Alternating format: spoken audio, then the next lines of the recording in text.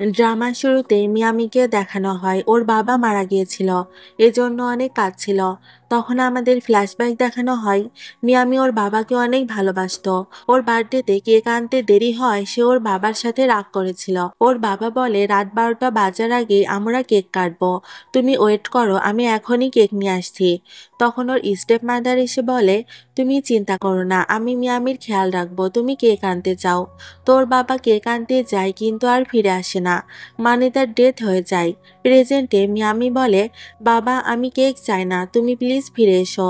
তখন ওর স্টেপ মম বলে তোমার তো কেক চাই তাই না, তোমার জন্যই তো আজ আমার হাজবেন্ডকে মরতে হলো। তো সে ওকে অনেক টর্চার করছিল। দেন ওর স্টেপ সিস্টার ওকে জোর করে কেক খাওয়াতে থাকে আর বলে তুমি তো এই কেকের জন্যই বাবার উপর রাগ করেছিলে, তোমাকে এই কেক খেতে হবে। মিয়ামি বলে আমি এই কেক খেতে চাই না। স্টেপ মম তখন গার্ডদের বলে একে রুমে বন্ধ করে রাখো। মিয়ামি তখন চিৎকার করে বলতে থাকে প্লিজ আমাকে এখান থেকে নিয়ে যেও না, আমি আমার বাবাকে দেখতে চাই। কিন্তু ওকে রুমে জোর করে আটকে রাখা হয়। ওর চিৎকার শুনে স্টেপ সিস্টার বলে তুমি যদি এই রুম থেকে বের হতে চাও তাহলে তোমাকে এই পেপারে সাইন করতে হবে। মিয়ামি বলে ঠিক আছে। এই বলে ও পেপার না দেখেই সাইন করে দেয়। আর এর ফলস্বরূপ মিয়ামিকে বাড়ি থেকে বের করে দেওয়া হয়। মিয়ামির অনেক ক্ষুধা লেগেছিল। তখন একটা বাচ্চা কিছু ডোনাটস নিয়ে যাচ্ছিল। বাচ্চাটির হাত থেকে একটা ডোনাট নিচে পড়ে যায় আর মিয়ামি সেটা তুলে খেতে থাকে। বাচ্চাটি বলে আমার বাবা বলেছেন পড়ে যাওয়া জিনিস নাকি খেতে নেই। তখন মিয়ামিরও মনে পড়ে ওর বাবা তো ওকে একই কথা বলেছিল। তখন মিয়ামি দেখতে পায় সেখানে এক বৃদ্ধ ব্যক্তির অ্যাক্সিডেন্ট হয়ে গেছে। মিয়ামির মনে পড়ে ওর বাবারও তো একইভাবে অ্যাক্সিডেন্ট হয়েছিল। ওর তখন বৃদ্ধ ব্যক্তির উপর দয়া হয়, সে তাকে হসপিটালে নিয়ে যায়। ডক্টর বলে আমরা তাকে হসপিটালে অ্যাডমিট করেছি, কিন্তু তোমাকে এই বিল পে করতে হবে। মিয়ামি ভাবে আমার কাছে তো এত টাকা নেই, কিন্তু আমার কাছে এই ব্রেসলেটটি আছে, আমি এটা বিক্রি করে দিব। আসলে এই ব্রেসলেটটা ওর বাবা ওকে দিয়েছিল আর এটা ওর বাবার শেষ স্মৃতি ছিল। তো গ্র্যান্ডফাদারের জ্ঞান ফিরলে মিয়ামি তার কাছে আসে। তখন নিউজে দেখানো হচ্ছিল এই কোম্পানির প্রেসিডেন্ট নিখোঁজ। গ্র্যান্ডফাদার বলে তুমি কি হসপিটালের বিল পে করে দিয়েছ? মিয়ামি বলে এখন আমার কাছে টাকা নেই, কিন্তু এই ব্রেসলেটটা বিক্রি করে আমি ঠিকই পে করে দিব। তো নিউজে এটাও দেখানো হচ্ছিল তার নাতি বলছিল আমার গ্র্যান্ডপাকে খুঁজে পাওয়া যাচ্ছে না, এতে আমরা খুবই চিন্তিত, কিন্তু এখন থেকে আমরাই কোম্পানিটা সামলাবো। এটা শুনে গ্র্যান্ডপা অনেক রেগে যায় আর মিয়ামি ভাবে আমি হসপিটাল বিল পে করতে পারিনি বলেই সে হয়তো রেগে গেছে।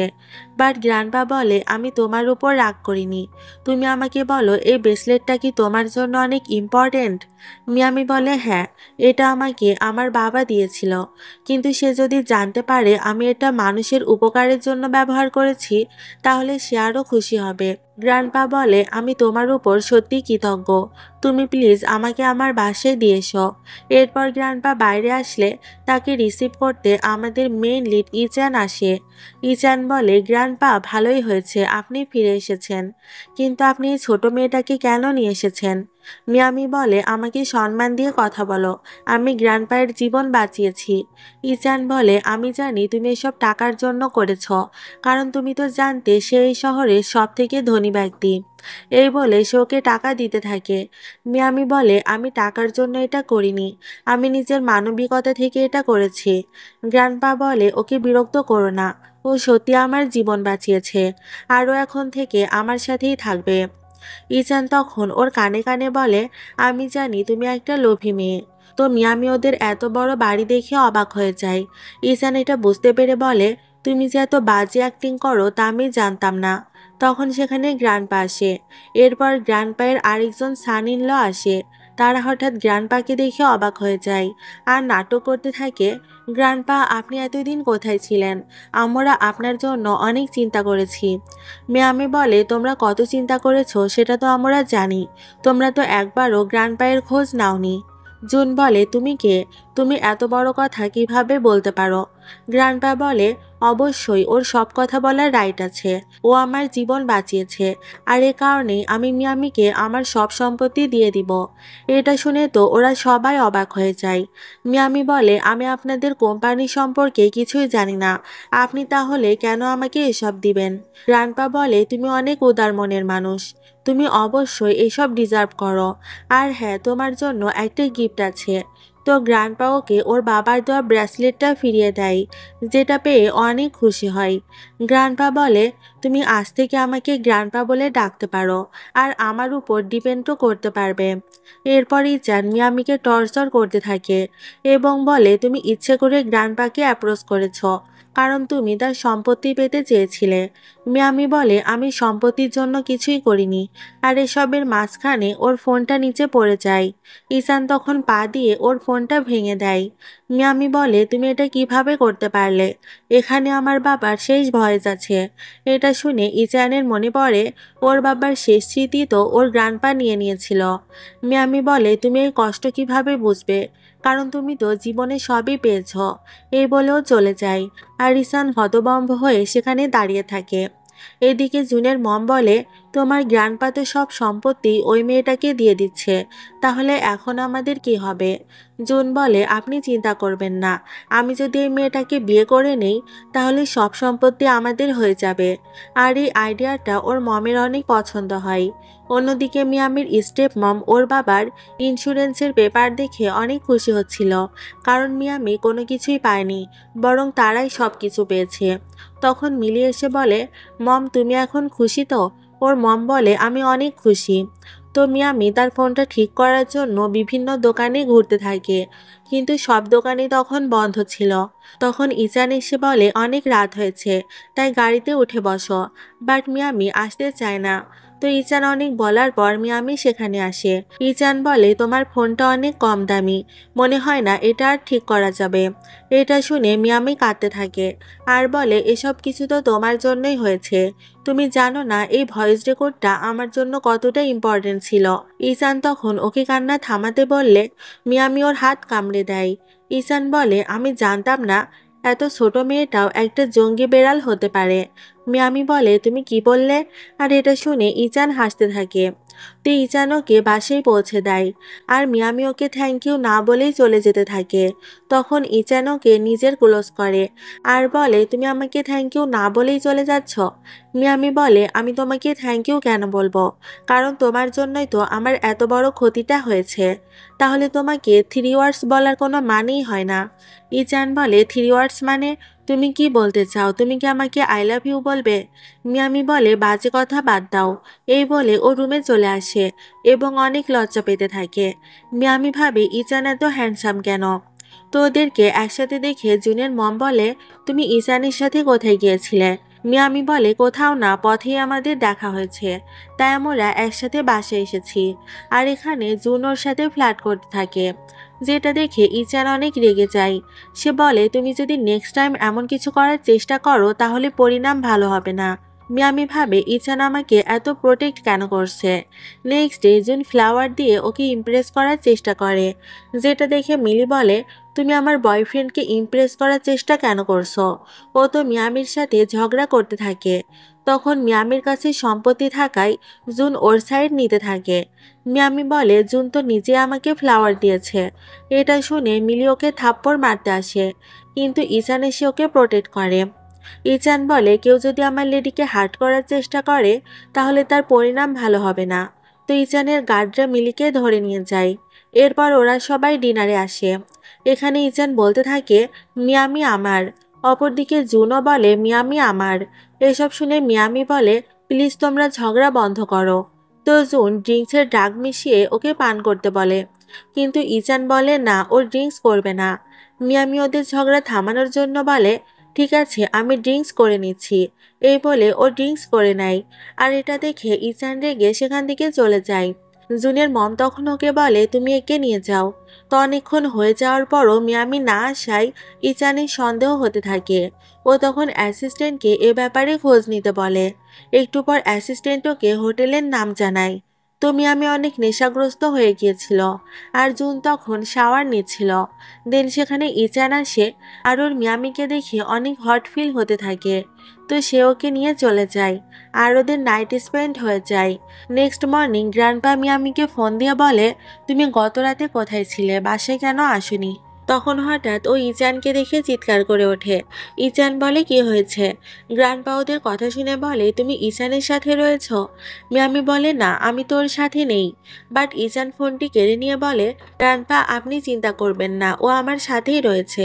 তো মিয়ামি এটা ভেবে অনেক লজ্জা পেতে থাকে যে ওরা গত রাতে নাইট স্পেন্ড করেছে। ইচান বলে আমি কখনোই ভাবিনি এত ছোট একটা মেয়ে এতটা হট হতে পারে। মিয়ামি বলে বাজে কথা বন্ধ করো। ও তখন জুনের ব্যাপারে বলে জুন অতটাও খারাপ ছেলে নয়। ইচান বলে তুমি অনেক সহজ সরল, তাই ওর চাল সম্বন্ধে বুঝবে না। তো ইচান মিয়ামিকে ম্যারেজ রেজিস্টার্ড অফিসে নিয়ে আসে। মিয়ামি বলে এত তাড়াতাড়ি আমাদের বিয়ে করাটা উচিত হবে না। মিয়ামি তখন মনে পড়ে জুনি তো ওকে ড্রিঙ্কস দিয়েছিল। ও বলে ব্যাপারটা এমন নয় তো যে তোমরা ষড়যন্ত্র করে আমার সাথে এমনটা করেছো। ইচান বলে তোমার মনে রাখা উচিত আমি তোমাকে প্রোটেক্ট করেছি, আর গ্র্যান্ডপা যদি এটা জেনে যায় তাহলে তুমি তাকে কি জবাব দিবে? মিয়ামি ভাবে ও তো ঠিকই বলেছে। তো ওরা ম্যারেজ সার্টিফিকেট নিয়ে নেয়। গ্র্যান্ডপাকে ম্যারেজ সার্টিফিকেট দেখালে গ্র্যান্ডপা তো অনেক রেগে যায়। সে বলে ইচান আমি তোমার জন্য অলরেডি মেয়ে ঠিক করেছিলাম, কিন্তু তুমি এটা কি করলে? ইচান বলে আপনার জন্য আমার বাবার মৃত্যু হয়েছে, আপনি আমার সব বিষয়ে ডিসিশন নিতে পারেন না। মিয়ামি তখন ওদের ঝগড়া থামানোর জন্য বলে গ্র্যান্ডপা আমি ইচানকে প্রথম দেখাতেই ভালোবেসে ফেলেছিলাম, এতে ওর কোনো দোষ নেই। গ্র্যান্ডপা বলে সত্যি তো তোমরা বড় হয়ে গেছো, এখন তোমরা নিজেদের ডিসিশন নিজেরাই নিতে পারো, এতে আমার কিছু বলার নেই। তারপর ইচান মিয়ামির ফোনটা ঠিক করে দেয়। মিয়ামি ওর বাবার ভয়েস শুনে অনেক খুশি হয়। ইচান বলে আমাদের বিয়ে উপলক্ষে তুমি আমার থেকে কি গিফট চাও? মিয়ামি বলে আমি আবারও আমার বাবার ভয়েস শুনতে পেরেছি, এর থেকে বড় গিফট আর কি হতে পারে? ইচান ভাবে সত্যিই তো, এর থেকে বড় গিফট আর কি হতে পারে? ইচান ছোটবেলায় একটা রোবট বানিয়েছিল, আর এসবই গ্র্যান্ডপাকে দেখাচ্ছিল। মিয়ামি বলে ইচান কেন আপনার উপর রেগে আছে? গ্র্যান্ডপা বলে সবকিছুর দোষ আমারই, আসলে আমার জন্য ওর বাবা মারা গেছে, এ কারণে ও এখনো আমাকে ক্ষমা করতে পারেনি। তো গ্র্যান্ডপা ওকে সবকিছু খুলে বলতে থাকে যে ইচানের বাবা বিদেশে পড়াশোনা করতে গিয়েছিল, কিন্তু তখন ওদের কোম্পানির অবস্থা খারাপ ছিল। এই কারণে গ্র্যান্ডপা তাকে দেশে ফিরে আসতে বলে, আর দেশে আসতে গিয়ে সে অ্যাক্সিডেন্টে মারা যায়। মিয়ামি বলে এতে আপনার তো কোনো দোষ নেই, আপনি অযথা নিজেকে দোষী ভাববেন না। তখন সেখানে ইসান এসে রোবটটি ছুঁড়ে মেরে বলে এটা কে এখানে নিয়ে এসেছে? মিয়ামি বলে আমি এনেছি। তখন ইচান ওকে অনেক কথা শোনায়। গ্র্যান্ডপা বলে মিয়ামিকে কিছু বলো না, ওর কোনো দোষ নেই। তো ইচান গ্র্যান্ডপাকেও অনেক কথা শুনিয়ে চলে যায়।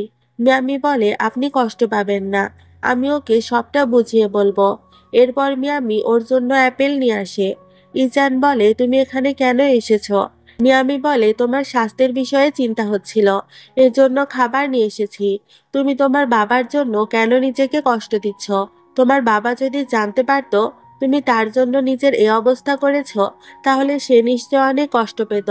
বাট ইচান ওর কথা না শুনে দরজা বন্ধ করে দেয়। তখন অ্যাসিস্ট্যান্ট ফোন করে মিয়ামির ব্যাপারে সকল ইনফরমেশন জানায়, যে মিয়ামির স্টেপ মামাকে বাড়ি থেকে বের করে দিয়েছে, এমনকি ওর বাবার ইন্স্যুরেন্সের টাকাটাও পর্যন্ত ওকে দেয়নি। এসব শুনে ইচান বুঝতে পারে যে মিয়ামির জীবনটা আসলে কতটা কষ্টের। নেক্সট ডে মিয়ামির বাবার ডেথ অ্যানিভার্সারি ছিল। মিয়ামি তার কবরে শ্রদ্ধাঞ্জলি দিতে আসে। তখন সেখানে ওর বাবার এক ফ্রেন্ডের সাথে দেখা হয়, যিনি পেশায় একজন লয়ার। ওর বাবার ফ্রেন্ড বলে তোমার বাবা ইন্স্যুরেন্সের পলিসি এমনভাবে করেছিল যার কারণে তাকে মরতে হয়েছে। তোমার বাবা সবকিছু তোমার নামে করা সত্ত্বেও তুমি কিছুই পাওনি, এই বিষয়টা কি তোমার কাছে অবাক লাগে না? সে ওকে ইনডাইরেক্টলি বলে হয়তো তোমার স্টেপ মমি তোমার বাবাকে হত্যা করেছে। তো মনের ভিতর এসব সন্দেহ নিয়ে মিয়ামি ওদের বাড়িতে আসে। সে ওখানে ওর বাবার একটা জিনিস দেখে অনেক ইমোশনাল হয়ে পড়ে।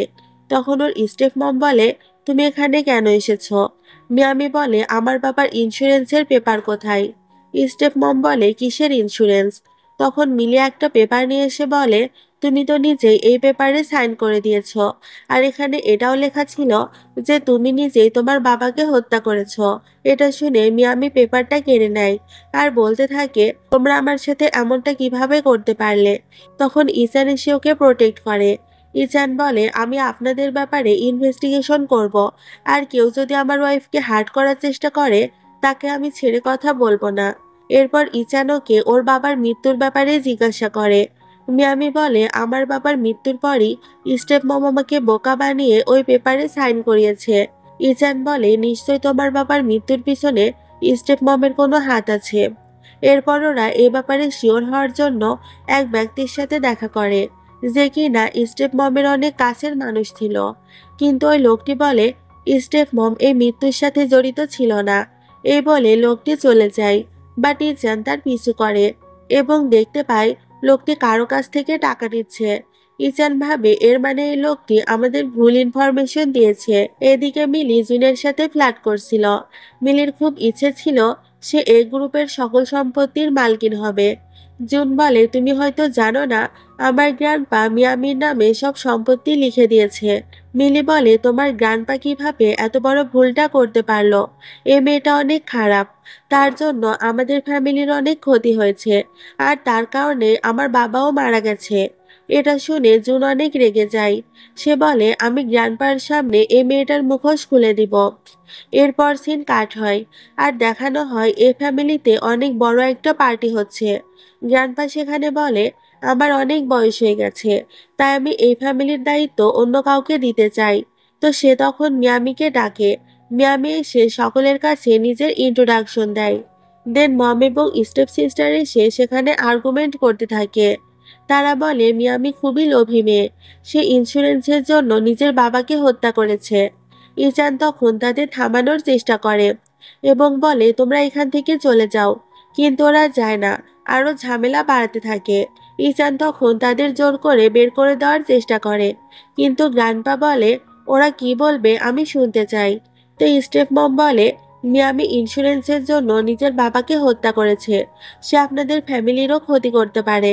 মিয়ামি বলে, মিথ্যা কথা, তোমরাই তো আমাকে বোকা বানিয়ে পেপারে সাইন করিয়েছ আর আমার বাবার ইন্স্যুরেন্সটা নিয়ে নিয়েছ। মিলি বলে, তোমার বিরুদ্ধে আমাদের কাছে প্রমাণ আছে। তো সে গ্র্যান্ডপাকে একটা ভিডিও দেখায়, যেখানে মিয়ামি কেকের ব্যাপারে বলছিল এবং এটাও বলছিল সবকিছু আমার জন্য হয়েছে। এটা শুনে গ্র্যান্ডপা মিয়ামিকে অবিশ্বাস করে, এতেও অনেক কষ্ট পায়। কিন্তু ইচান স্টেপ মমকে বলে, আপনার হাজবেন্ড মারা যাওয়ার পর তো আপনাদের সংসারে অভাব থাকার কথা ছিল, কিন্তু আপনারা এত দামি দামি শপিং কিভাবে করছেন? তো ইচান প্রমাণ করে আসলে ইন্স্যুরেন্সের টাকাটা ওরাই মিয়ামির থেকে কেড়ে নিয়েছিল। ইচান এখানে জোর করে মিয়ামির বাবার ইন্স্যুরেন্সের পেপারটা নিয়ে নেয়। এতে গ্র্যান্ডপা রেগে ওদেরকে বাসা থেকে বের করে দেয়।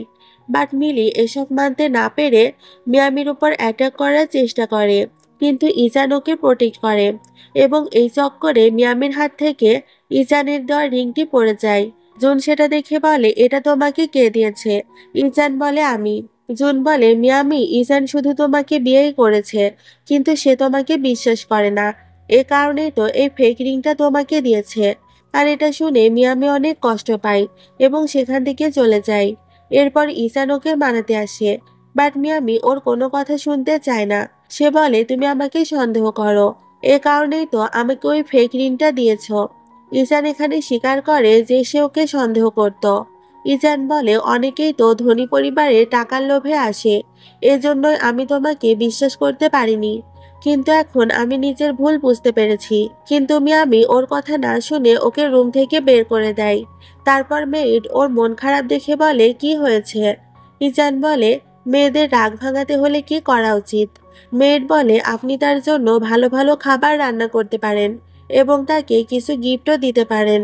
এটা শুনে ইচান মিয়ামির জন্য অনেক সুস্বাদু খাবার রান্না করে, আর মিয়ামি সেটা খেয়ে খাবারের প্রশংসাও করে।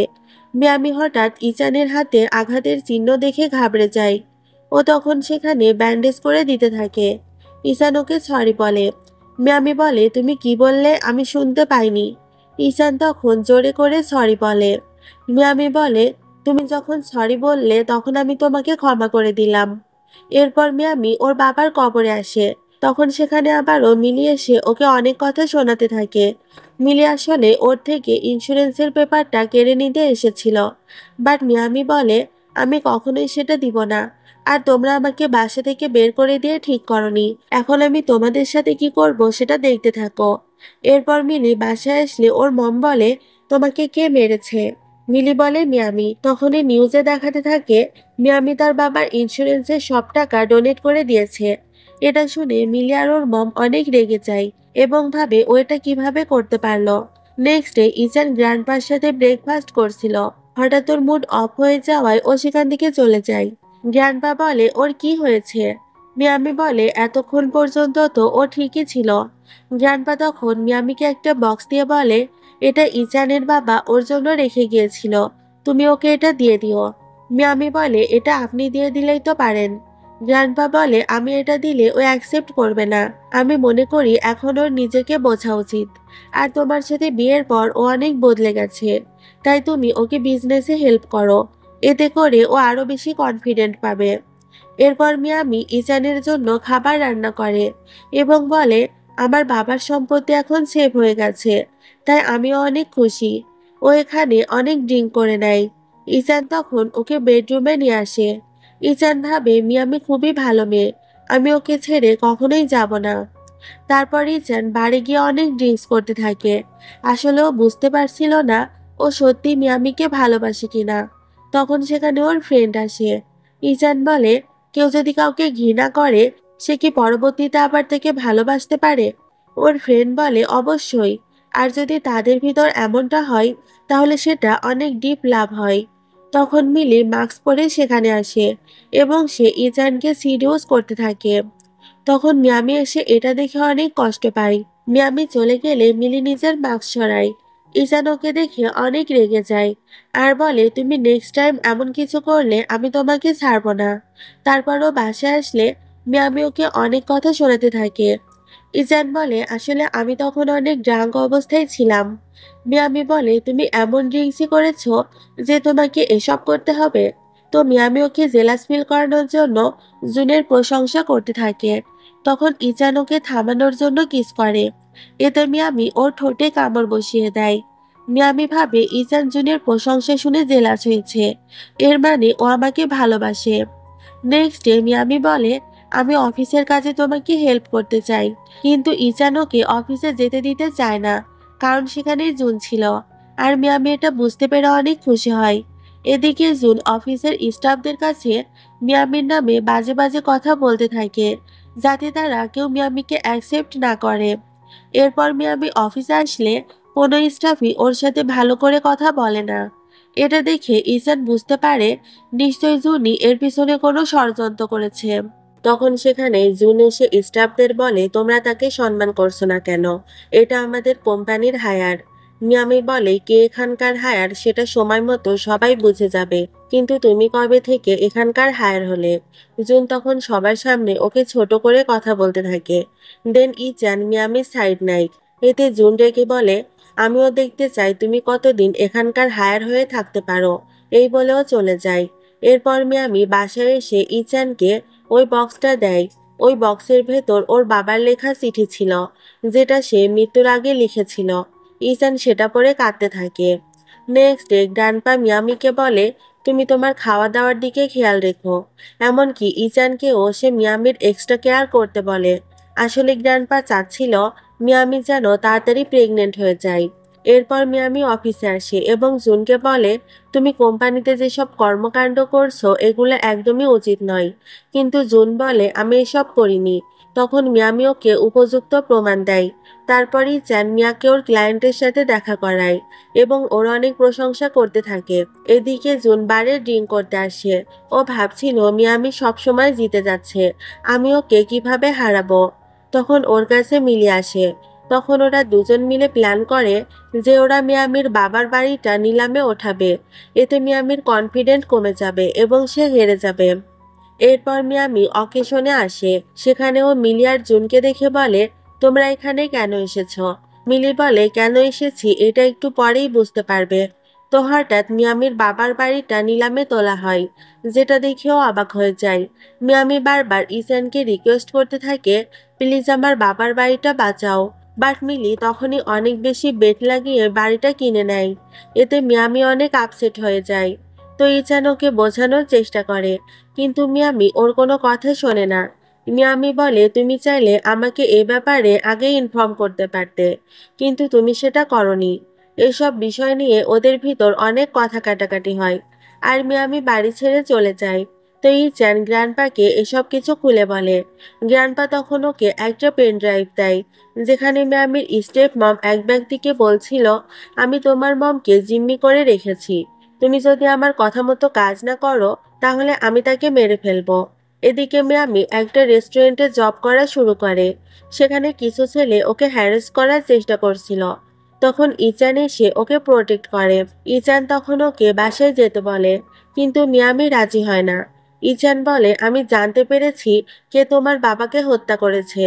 এটা শুনে মিয়ামি ওর সাথে বাসায় আসে, কিন্তু সেখানেও মিলি আর জুন ওকে অপমান করতে থাকে। ওরা বারবার বলছিল, তুমি তো হেরে গেছো, তুমি তোমার বাবার বাড়িটা বাঁচাতে পারোনি। এটা শুনে মিয়ামি আপসেট হয়ে অনেক ড্রিঙ্কস করে। নেক্সট ডে মিয়ামি ওর বাবার বাসায় গিয়ে বসেছিল এবং ভাবছিল, এই বাড়িটা আমার ছিল, আমারই থাকবে। ও মনে মনে ভাবতে থাকে যে ও ছোটবেলায় কিভাবে ওর বাবার সাথে এখানে সময় কাটাতো। তখন সেখানে মিলি এসে বলে, তুমি এখানে কি করছো, এখন এখান থেকে চলে যাও।